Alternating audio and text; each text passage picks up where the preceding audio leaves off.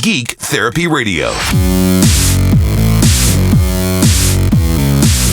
Welcome to Geek Therapy Radio. You've got your mental curator here, Johnny Hemberger. We're going to talk about some stuff in today's broadcast. If I can even talk.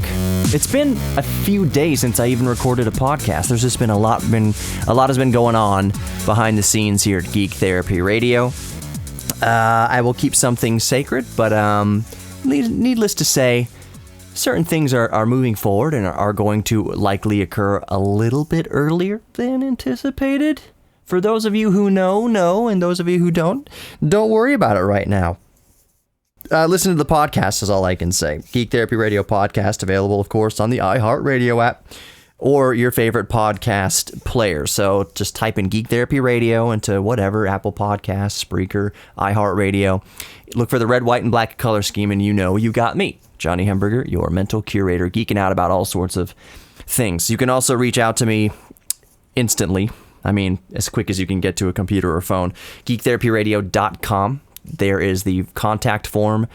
It's the very first thing you see before you see a merch store, before you see anything else. The first thing you see when you get in touch with Geek Therapy Radio is the contact form. And that goes to my personal email. So let me know what your geek thing is. A lot of you have been reaching out and letting me know what your geek thing is. We've been talking a lot about EVs and video games and cassette decks, and Dave, who lives in Japan, I've had him on the show before, actually. He just reached out to me. I need a reply to the email. He found a Nakamichi cassette deck, and he's wondering if I want to have it shipped from Japan. That's really cool to have little tentacles all over the world. Maybe tentacles in Japan was a little bit too close for comfort, but I've got a little tentacle named Dave in Japan, and I told him to keep an eye out for specifically a Nakamichi cassette deck. As you know, I am a geek about cassettes, and mostly cassette decks. I have a really good Sony, what am I looking up here? What is it? Is it a K615S? It's a 3-head cassette deck. It's really great. I need to restore it. It needs new belts, and it kind of needs a little bit of adjustment, as most cassette decks do nowadays. But for those of you who know kind of vintage audio equipment, and especially cassette decks, you know that Nakamichi is just the holy grail. And the holy grail of Nakamichi cassette decks is a Nakamichi Dragon. I forget, there's a few models of Nakamichi Dragon. Dave hasn't found, I don't believe it's a Nakamichi Dragon, but it is a Nakamichi nonetheless. And Nakamichis are widely regarded as the best cassette decks in the entire world. I wasn't planning on talking about cassettes in this first segment. Maybe I'll revisit it later on. But I just wanted to tell you in the first segment of Geek Therapy Radio, before we get on to all sorts of other geeky topics, is that I've been geeking out today about baking. That's what we do here on Geek Therapy Radio. We geek out about things that are coming at you from left field, talking about cassette decks, and now I'm talking to you about my personal geeking out about baking. And I won't lie as to why that is. My beautiful, gorgeous, loving best friend, pregnant wife, what are we, 8 months pregnant about right now? We've been binge watching. Well, she's been binge watching, but I have been enjoying. Okay, I've been binge watching too. The Great British Baking Show on Netflix. And of course, you watch enough of that and you're thinking to yourself, I should really try to bake something. Oh, it looks so good. It would be therapeutic maybe. It would be a good adventure to try to actually bake something. So my entire life, I've probably baked, well, including today. We are at 3:30 p.m. as of recording this. I need to send it to the station quick. It is Sunday as of recording right now, and my show starts in 2.5 hours. Yeah, 2.5 hours. So even including today, I've been baking for probably 3 hours of my entire life total. I have about 3 hours experience total baking, because the last thing I tried to bake before today, and I'll tell you what I'm trying to bake today in a moment, but the last thing before today I tried to bake were noodles. And some might say, well, that's not really baking. It's a completely different kind of process to making noodles. Yeah, well, it's all flour. You know, that's the root ingredient in all of this. And I tried to make some noodles, to make some ramen noodles. They were really thick, but they were really good. So I had pretty decent success with baking noodles. Now, today, I'm officially baking my first loaf of bread. Actually, it's going to cut in two. It's going to be 2 loaves of bread. So as of recording, one of the most important things about baking is time management and being efficient with your time.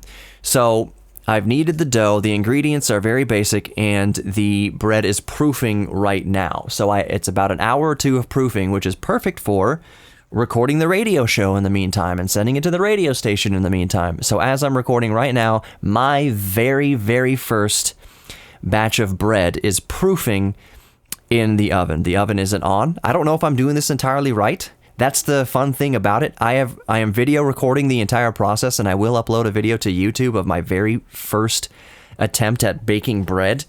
I think it's going okay. Again, it's in the oven right now proofing. The oven is not on. I was not sure about that. So I put the bread in the bowl. The bowl is lined with olive oil, lightly lined with olive oil. I think it's a red pepper olive oil, red pepper garlic olive oil that I'm using. That was not in the recipe. I'm kind of improvising, seeing how it goes. It's one of the joys of baking. It's proofing. I put a wet towel over a damp towel over the top of it. And we'll see. I'll check back in about 30 minutes. That'll be an hour after putting it in the turned off oven to see how it's proofed, if it's doubled in size, and then I'll knead out the extra air bubbles, and we'll go from there with the baking. So the ingredients were very basic, and I can tell I'm going to continue on with this in the second segment. The ingredients are very basic. It is a tablespoon of salt, a tablespoon of yeast, a tablespoon of sugar, and 5.5 to 6 cups of flour. And that's basically it, other than 2 cups of warm water.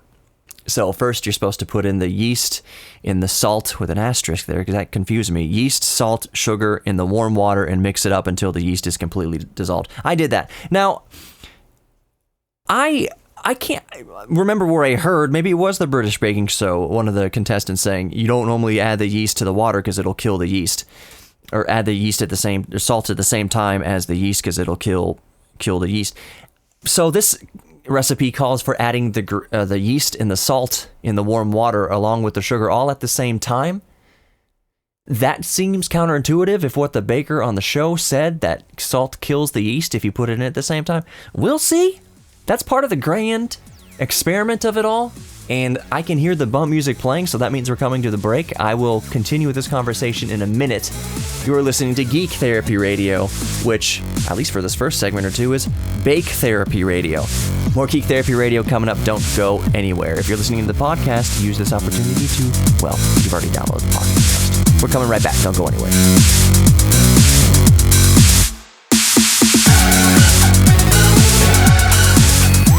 Welcome back to Geek Therapy Radio. You've got your mental curator, Johnny Hamburger. Be sure to grab the podcast in your favorite podcast app.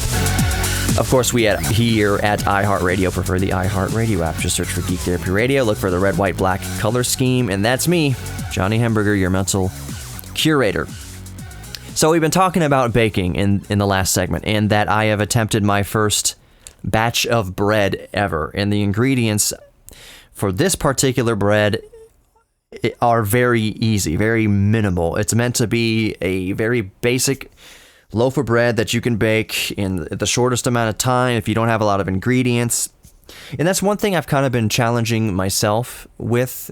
Maybe not so much, so often, but I always think in the back of my head, probably like a lot of other people out there, that we would like to get better at cooking in general and baking in general. And I mean from scratch. You're looking through your cupboard, you're looking through your pantry, and I think the rut, if you can even call it a rut, I think it's just a way of life that a lot of us fall into, is that we aren't geeks about baking, we aren't geeks about cooking, we aren't experts at any of that. So we look in our refrigerator, in our freezer, pantry, cupboard, whatever, and we see a lot of kind of individual ingredients. Like we see the brown sugar, we see the normal sugar, we see the baking soda, we see some flour, we see some vegetables maybe, we see a lot of individual ingredients, but we don't know, most of us don't know how to make something good and edible and delicious out of those raw materials. so to speak. And that's one thing that I've always wanted to get better at. And I can tell you exactly where the desire to get better at cooking came from. And I'm not, by all means, just because I'm beginning at baking, that doesn't mean that I'm an expert cook on the side. Like, oh yeah, I can just cook the perfect steaks. I can cook the perfect poached eggs. I can cook the perfect whatever, lamb chops. No, I'm amateur at best. I do think I make a pretty good steak. But you know what, man doesn't. But one thing I wanted to get better at was taking raw ingredients and making something out of it. And I can tell you where that was born. That idea was born. It was when I was 23 years old, I would have been, when I lived up in the Woodlands.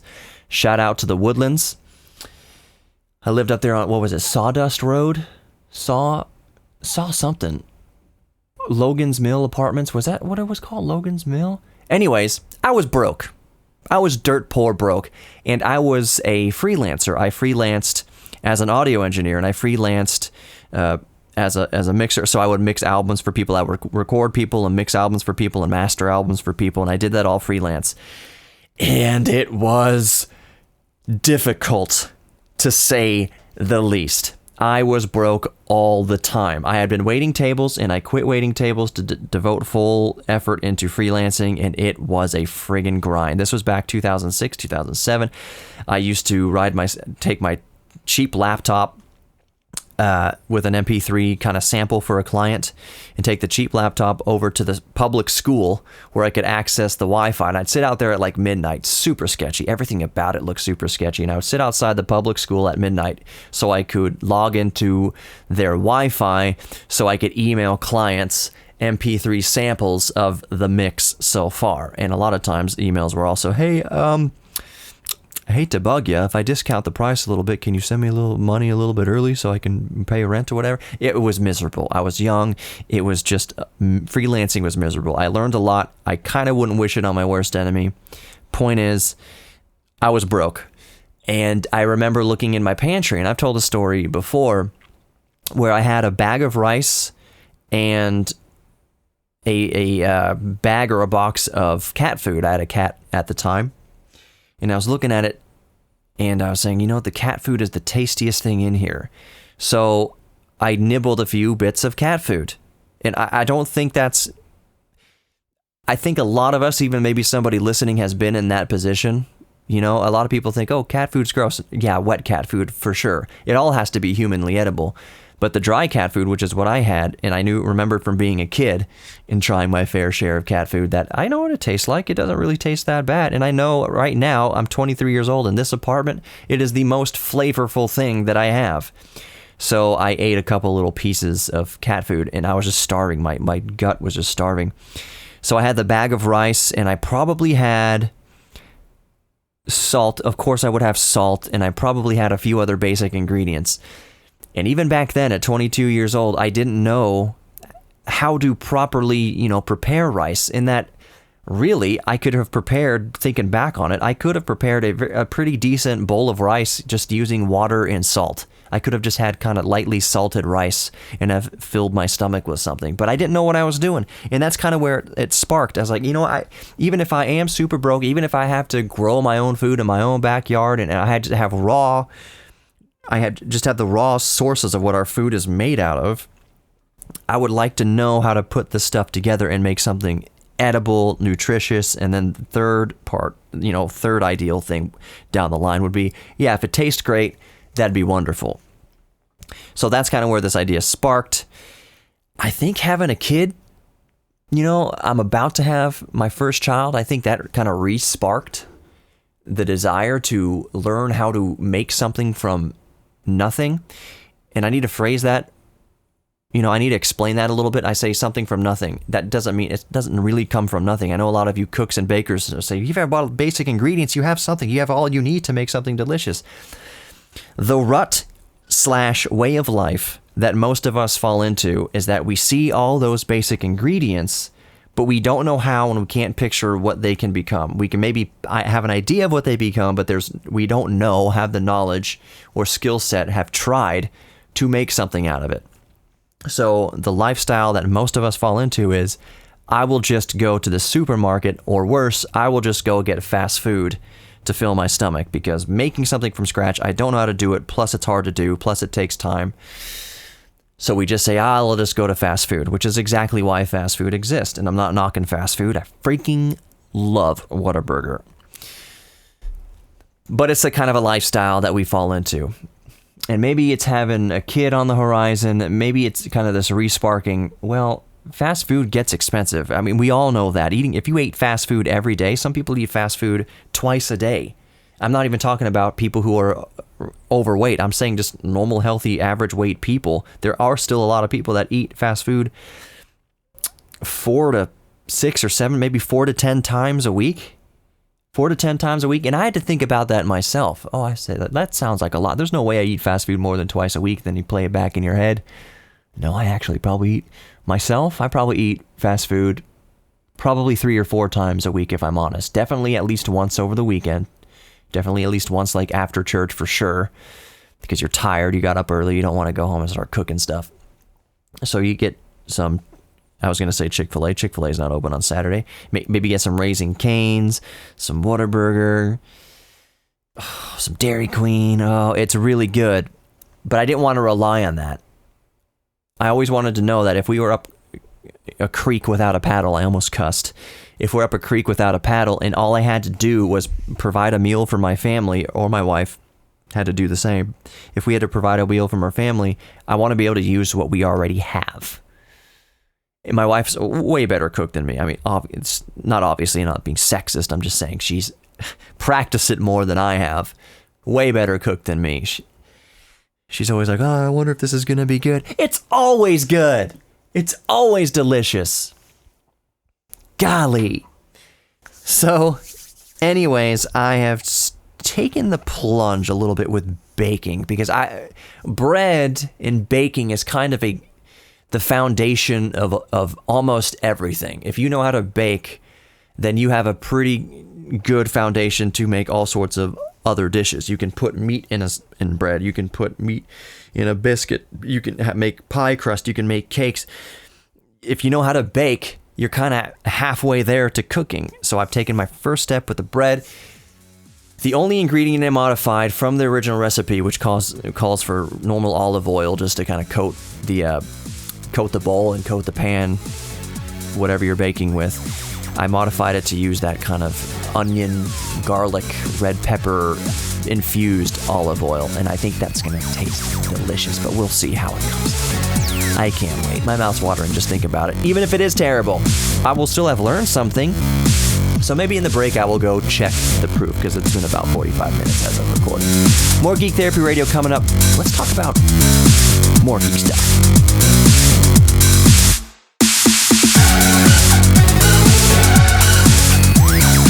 So let's flip ingredients a little bit. Let's bake something else here for a moment. Technologically speaking, geekily speaking, Apple's been in the news quite a bit the last, I would say, week or so. And what's sticking out in my mind more than anything else, beyond kind of what we are looking to expect from the next Apple high-speed event, Apple's next kind of keynote speech presentation on October 13th. Other than that, you know, with that event, we're looking for new iPhones. I mean, let's just be real basic with it. I think we're going to see new iPhones announced. And to me personally, I know this is so stupid, I'll just say it, for a host of a geek radio show and podcast to mention. I can't be alone in that smartphones don't fascinate me. I love the technology, and I have a recent flagship smartphone. I'm still carrying around my Galaxy Note 9. I love smartphones. I mean, I love the technology in smartphones. I love that it's kind of this epitome Star Trek device. Everything is all in one. It's a camera. It's a video camera. It's a web browser. It's a computer.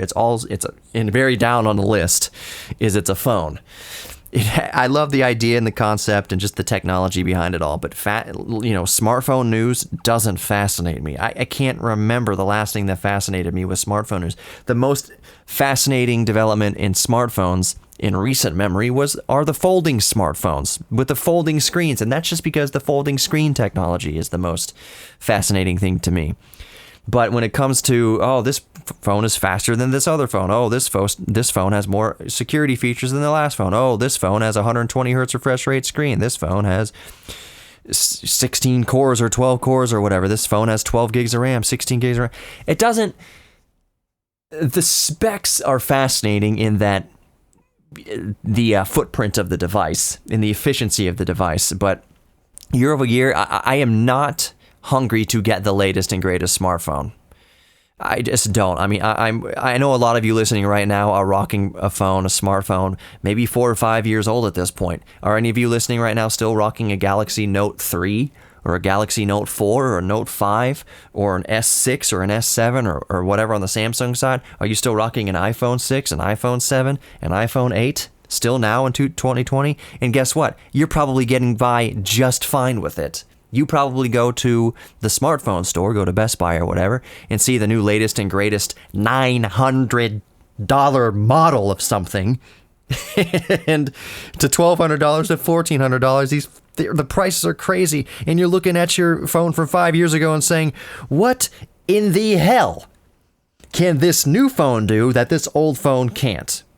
Just a little bit more slowly, maybe. And is it even that slow for you to care about the difference? If Chrome or Firefox or whatever your web browser you're using on your 4 or 5 year old smartphone takes 2 or 3 seconds to load, longer than a modern flagship, do you care, really? And I maybe you like to game a whole lot on your smartphone. Are there games that you need the latest and greatest smartphone to play? I mean, really? And I think a lot of people fall into this category of, I'm getting by just fine with my 4 to 5 year old smartphone, 2, 3, 4 year old, 5 year old smartphone. There's no incentive. There's no $700 incentive versus my smartphone, which might be worth, $150, $200 right now.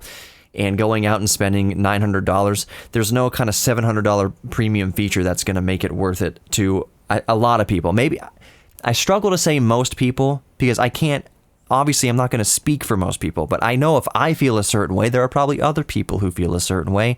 And it's just, we don't see a $700 or a $900 or $1,000 value added to a modern smartphone versus our 2 to 5 year old smartphone. Just me. I'm just saying my Galaxy Note 9, which I think came out 2018, is only 2 years old, which is nothing. It's not as important now, and I'm sorry I'm getting so riled up about this. I was going to talk about Apple in a minute. I'm sorry I get so riled up about this, but there's nothing monumental going year to year or even 2 years to 2 years like there was, I would say, even 10 years ago for sure. 2010, what generation iPhone were we at in 2010? Maybe the second generation, possibly just getting into the third generation of iPhone. And yeah, in those first generations of iPhones and smartphones and even Android phones coming up, it was a very, very rapidly changing landscape for smartphones. The technology was just Moore's Law, the 18-month average cycle of Moore's Law was very much in full effect back then. Moore's Law has slowed down a lot right now. We are no longer at that 18-month double in processing power. The only way we're keeping up with doubling the processing power now is that we're adding more actual processors in the form of cores to the central processing unit. That's what the nanometer process comes to. We can basically build a transistor down to a certain size, meaning you can fit more transistors on the same volume or on the same square surface of area, and it's slowing down a lot now. I'd say we're kind of budging in on a single digit in the nanometer process, and theoretically, the smallest transistor we can make is the size of an electron. If we're talking about the kind of physical universe, and we're not talking about quantum computing, electron flipping its polarity is the 1 and the 0, is the off and on position. So if we can get a transistor down to the size of an electron, if we can get electrons to be single transistors, that's, as far as the physical end of Moore's Law is concerned, that's it. And we are closing in very quickly to that. We are getting transistors as small as we can humanly possibly get them. So once you get it down to that physical limit, the only way to double the power is to double the size of these things. That's why AMD Threadrippers and Ryzen processors, well, Threadrippers more, are basically the size of the palm of your hand, the meat in the palm of your hand, where we all thought processors were going to get smaller and smaller and smaller and smaller. Since Moore's Law is slowing down, processors are actually getting bigger to fit more transistors on them, more cores on them. I hate this phrase, but it is what it is. At the same time, Moore's law slowing down, coding has to get a lot more efficient, programming has to get a lot more efficient and elegant. You can't have so much bloated code and bloated programming to run all sorts of redundancies over and over, taking up processor space, instructions per clock and all that kind of stuff. Blah, blah, blah, blah, blah, blah, blah. Smartphones aren't exciting to me. I can't get excited about the year to year. Here's why you should buy the new iPhone whatever over the one you just bought 10 months ago. Don't care. It is not that much of an improvement over the last year's model. It really, really isn't. Man, I'm so butthurt over this. And that's not even what I wanted to talk about in this longest segment here, but here we are. Apple's been in the news mostly, what's most concerning to me, for security reasons. A lot of people tend to think that Apple products are less vulnerable than PCs are, than Windows, Mac, Microsoft operating systems and Linux and whatnot. Think that Macs are a lot less susceptible to spam, to malware and anti-malware and viruses and things, and that's not really the case. It's just that Apple devices don't typically, as far as PCs go, don't have the same market share as a Windows PC. When 90% of the market is using a Windows PC and a hacker wants to do the most damage, are they going to go after 10% of the market, or are they going to go after 90% of the market? They're usually going to go after 90% of the market. But that 10% market share, and I don't know exactly what it is, but it's less than PC, that Mac has, that Apple has, is still prone very much to hacking, into malware, into viruses. And all I'm saying right now, the whole point I'm trying to make, is that now Apple's T2 chip that they embed in a lot of devices, your iPhone, your iPads, your Mac PCs, a lot of Mac PCs have this T2 chip, which has now been shown to be vulnerable, quite vulnerable. It's been vulnerable for a little bit for people who want to jailbreak their iPhone and put, sideload apps onto it, jailbreak their iPhone. Well, now it's progressed its way to actual Macs, actual Mac PCs. And it just goes, and the ironic thing about it is that the T2 chip is Apple's security chip.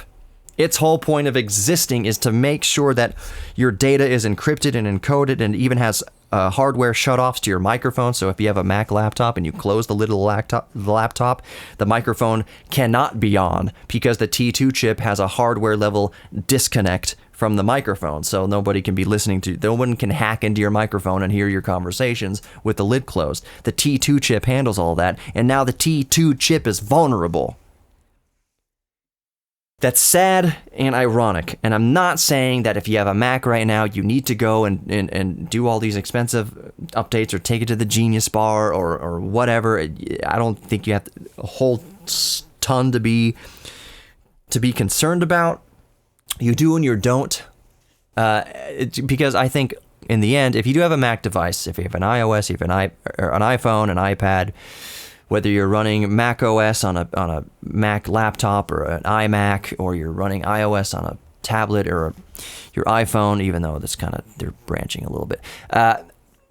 The rule of thumb of safety, as far as security goes, I think applies to anything. It doesn't matter if the T2 chip is hacked or not, really, in the end, if you're being a good steward of your sensitive data, period.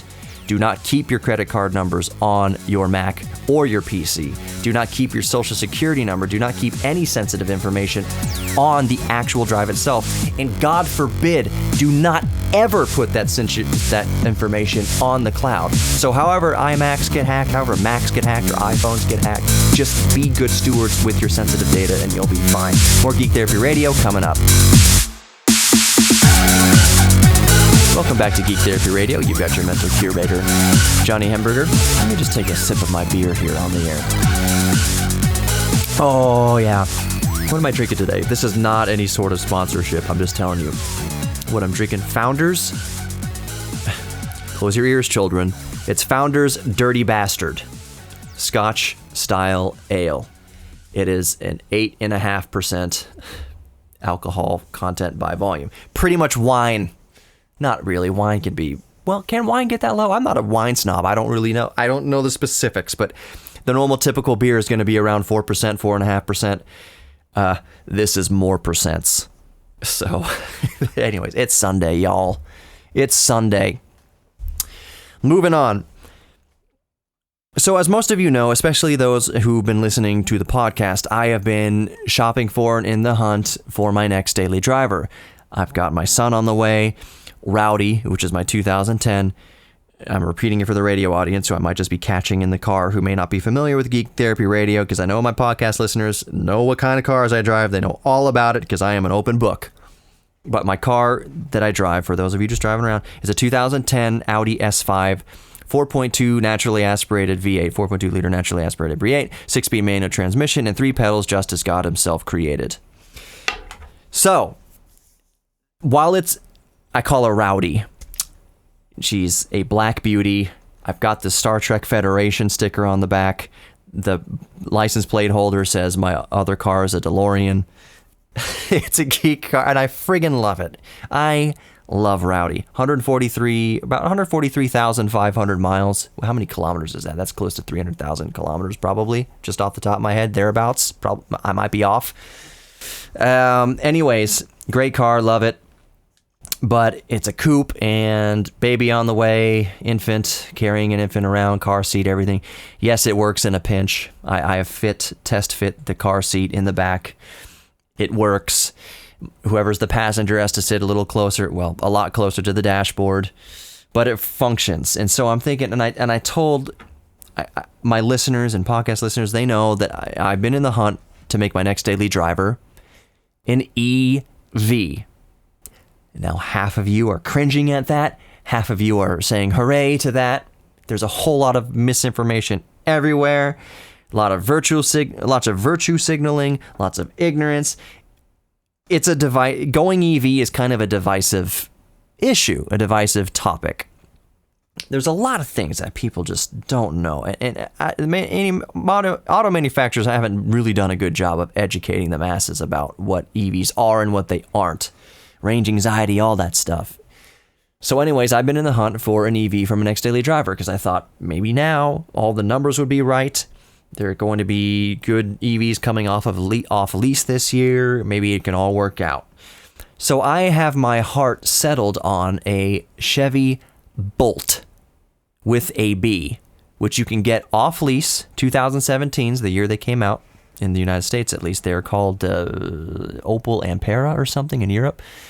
But you can get a Chevy Bolt now used for as low as 15,000 US freedom credits. 15,000. Which makes it the perfect time. And the thing about the Bolt is, and one reason I'm leaning towards it, one, I went to test drive, one, I put the car seat in there, it fits everything, it's awesome.